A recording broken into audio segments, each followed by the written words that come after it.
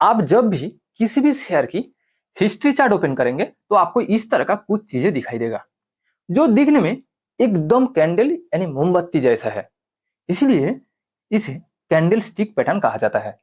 Candle stick pattern normally दो colour की होती है, रेड एंड ग्रीन। मैं यहाँ ग्रीन के बदले ब्लू यूज कर रहा हूँ, क्योंकि व्हाइट बोर्ड के ऊपर ग्रीन कलर क्लियरली विजिबल नहीं होती। इसलिए मैं यहाँ ग्रीन के बदले ब्लू यूज कर रहा हूँ। प्लीज आज की इस वीडियो में सभी ब्लू कैंडल को आप ग्रीन कैंडल ही समझिए। आप देख सकते हो कि ये एक रेड कैंडल, जिसे शेयर मार्केट की भाषा में बियरिश कैंडल कहा जाता है। शेयर मार्केट के बारे में आप दो शब्द जरूर सुना होगा कि बुल एंड बियर। बियर का मतलब शेयर मार्केट नीचे की ओर जाएगा यानी शेयर की प्राइस गिरेगा, और बुल का मतलब कि शेयर की प्राइस ऊपर की ओर जाएगा यानी शेयर की प्राइस बढ़ेगा। रेड कैंडल को इसलिए बियरिश कैंडल कहा जाता है कि रेड कैंडल ऑलवेज शेयर की प्राइस गिरने की ओर इंडिकेट करता है। दूसरे पर आता है ग्रीन कैंडल। ग्रीन कैंडल एक बुलिश कैंडल होता है, यानी ग्रीन कैंडल बढ़ने के बाद शेयर की प्राइस ऊपर की ओर जाने की चांसेस होता है। मैंने तो अभी अभी कहा कि ग्रीन कैंडल बढ़ने का मतलब कि शेयर की प्राइस ऊपर जाने की चांसेस होती है। इसीलिए इसे बुलिश कैंडल के साथ साथ अप ट्रेंड कैंडल भी कहा जाता है। और रेड कैंडल बनने का मतलब कि शेयर की प्राइस गिरने की चांसेस होती है, इसीलिए इसे डाउन ट्रेंड कैंडल भी कहा जाता है। बट हर बार ये कलर्स के रूल्स फॉलो नहीं होती, यानी हर बार ये जरूरी नहीं है कि रेड कैंडल बनने के बाद ही शेयर की प्राइस गिरे और ग्रीन कैंडल बनने के बाद शेयर की प्राइस बढ़े।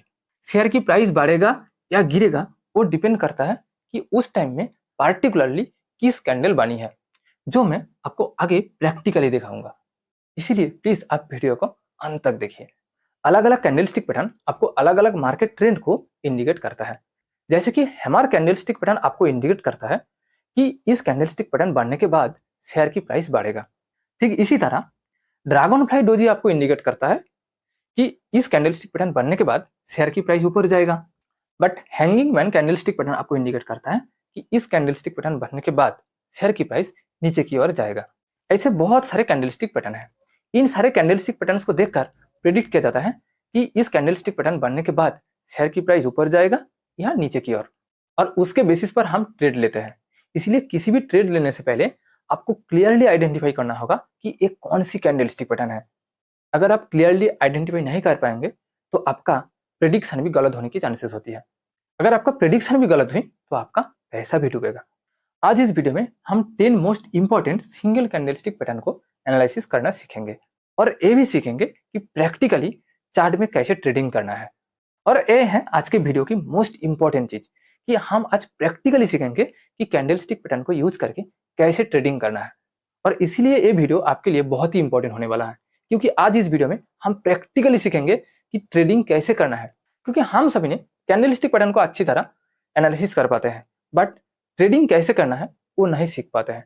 आज मैं आपको सिखाऊंगा प्रैक्टिकली। सभी कैंडलस्टिक पैटर्न्स की कुछ कॉमन पार्ट्स होते हैं, वो देखकर बहुत ही आसानी से आप डिसाइड कर सकते हो कि शेयर की प्राइस कितने में ओपन हुआ था, कितने लो तक गया, कितने हाई तक गया और कितने में क्लोज हुई है। कैंडल्स में ये जो ब्लैक कलर की पतला सा लाइन दिखाई दे रहा है, इसको हम कैंडल्स की विक या शैडो कहते हैं। जो शैडो कैंडल की अपर पोर्शन में होगा उसको हम अपर विक या अपर शैडो कहते हैं, और जो शैडो कैंडल्स की लोअर पोर्शन में होगा उसको हम लोअर विक या लोअर शैडो कहते हैं। शैडो के अलावा ये जो मोटा सा पार्ट्स दिखाई दे रहा है दोनों कैंडल में, इसको हम कैंडल्स की बॉडी कहते हैं, चाहे वो रेड कैंडल में हो या ग्रीन कैंडल में। कैंडल्स की ये जो बॉडी है ये बताती है कि शेयर की प्राइस कितने में ओपन हुआ था और कितने में क्लोज हुई है। और कैंडल की ये जो वीक पोर्शन है ये बताती है कि शेयर की प्राइस कितने हाई तक गई और कितने लो तक गई। देखिए, किसी भी कैंडल 1 मिनट का, 1 घंटे का या पूरे 1 दिन का भी हो सकता है। तो चलिए मान लेते हैं कि ये एक पूरे दिन का ग्रीन कलर कैंडल है। सुबह 9 या 9:30 बजे जब शेयर मार्केट ओपन हुआ था, तब शेयर की प्राइस जितने में ओपन हुई उसको हम कैंडल की ओपन कहते हैं।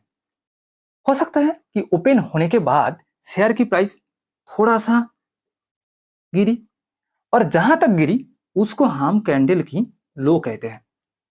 लेकिन लो तक शेयर की प्राइस गिरने के बाद शेयर की प्राइस वापस रिकवर करने लगा, और रिकवर करते करते यहां तक पहुंची। इसीलिए पूरे दिन में शेयर की प्राइस जहां तक पहुंची उसको हम शेयर की हाई कहते हैं। और शेयर की प्राइस हाई तक जाने के बाद हो सकता है कि शेयर की प्राइस थोड़ा सा गिरी और मार्केट क्लोज होते होते यहां तक पहुंची। इसलिए शेयर की प्राइस जहां तक आकर क्लोज हुई उसको हम कैंडल की क्लोज कहते हैं। शेयर की प्राइस जहां ओपन हुआ था और जहां तक जाकर क्लोज हुई वो कैंडल की बॉडी बनेगा, और शेयर की प्राइस जहां तक नीचे गिरी वो कैंडल की लो बनेगा, और शेयर की प्राइस जहां तक ऊपर पहुंची वो कैंडल्स की हाई बनेगा। ये एकदम सिंपल है।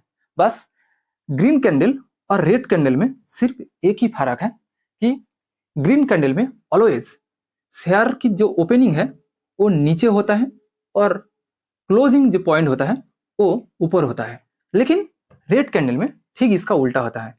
रेड कैंडल में ऑलवेज शेयर की जो ओपन होता है वो ऊपर होता है और शेयर की जो क्लोज होता है वो नीचे होता है।